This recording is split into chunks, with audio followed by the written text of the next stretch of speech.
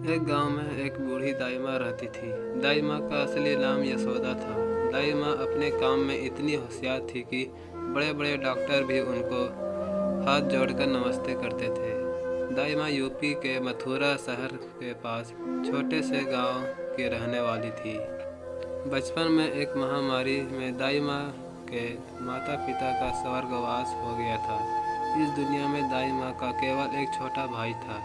दाई माँ ने अपने छोटे भाई को माँ बाप दोनों का प्यार दिया था और उसे पढ़ा लिखा कर एक कामयाब आदमी बना दिया था। दाई माँ ने अपने सारा जीवन अपने छोटे भाई को समर्पित कर दिया था।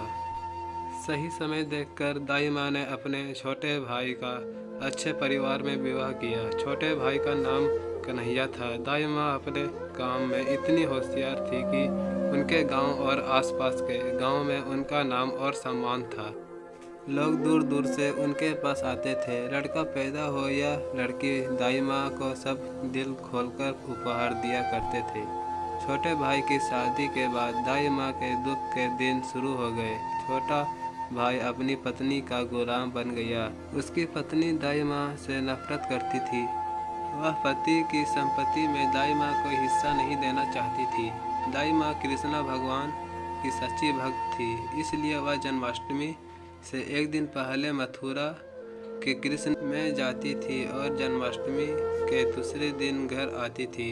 इस बात का फायदा उठाकर दाई माँ का छोटा भाई अपनी पत्नी के कहने से गांव की सारी संपत्ति, बड़ा मकान बेचकर पत्नी के साथ शहर भाग जाता है। गांव वाले दादी माँ का सम्मान करते थे, इसलिए पूरा गांव मिलकर दाई माँ को एक छोटा सा मकान बनाकर रहने के लिए देते हैं। किसी न किसी के घर से दाई माँ के लिए खाना तो आ ही जाता था। दाई माँ बूढ़ी होने लगी थी, इस वजह से बीमार रहती थी। दाई माँ के जीवन में अकेलापन था। एक गिलास पानी पीने तक के लिए दाई माँ को दूसरे के सहारे की जरूरत पड़ने लगी थी। सर्दी की रात दाई माँ का कोई दरवाज़ा खटखटाता है। दाई माँ जैसे ही दरवाज़ा खोलती है, एक आदमी उसके पैरों में गिर जाता है। बोलता, दाई माँ मेरे साथ चलो, मेरी पत्नी को बच्चा होने वाला है। आसपास कोई डॉक्टर नहीं मिल रहा। मुझे पता है आप बहुत होशियार हो, आप मेरी पत्नी की जान बचा सकती हो। दाई माँ बीमार थी, फिर भी उस पर तरस खाकर उसके साथ चल देती है। उस आदमी की पत्नी दाई माँ की सहायता से एक बहुत सुंदर सी लड़की को जन्म देती है। वह आदमी खुश होकर दाई माँ को बहुत सा उपहार देता है और पैसे देता है और बोलता है, दाई माँ आज की रात में आपकी दावत करूँगा और सुबह जल्दी आपके गांव छोड़ दूँगा। उसी रात उस आदमी के आंगन के कोने में एक कुतिया सुंदर बच्चों को जन्म देती है।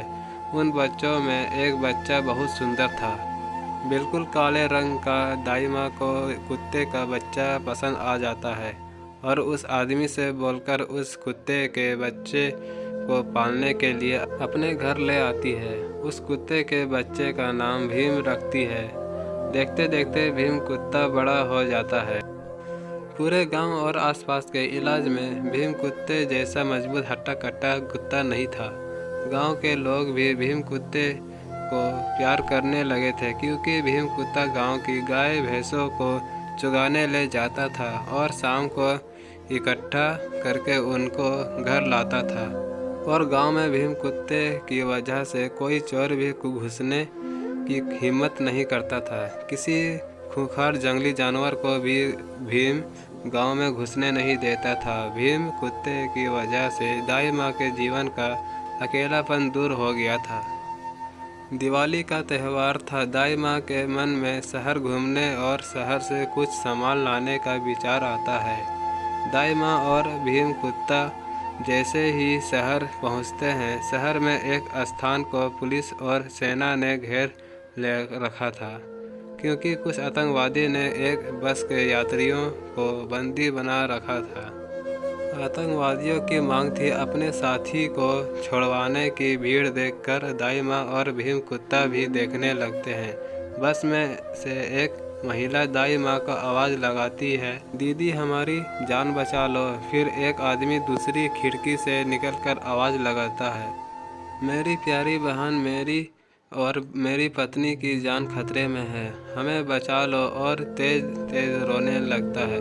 भीम कुत्ता यह सब देख रहा था। वह समझ जाता है यह कोई दाई माँ का प्यार करने वाला है और हमारा ही सगा संबंधी है। इसलिए भीम कुत्ता बिना सोचे समझे उन आतंकवादियों पर हमला कर देता है। भीम कुत्ता चतुर, निडर और ताकतवर था। वह उस आतंकवादी पर हमला करता है जिसने डॉक्टर को बंदी बना रखा था।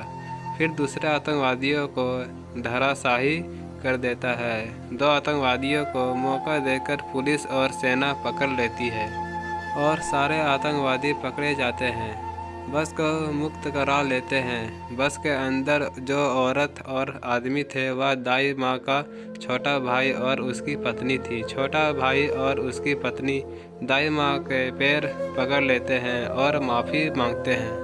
दाई माँ उनको माफ़ कर देती है। जनता, पुलिस के बड़े अफसर और सेना भीम कुत्ते की बहादुरी से बहुत खुश हो जाते हैं। उसको सरकार की तरफ से उपहार दिलवाते हैं। जनता, मीडिया, पुलिस और सेना की सिफारिश पर भीम कुत्ते को पुलिस में सरकारी नौकरी मिल जाती है। दाई माँ अपने इष्ट देव कृष्ण भगवान को धन्यवाद बोलती है।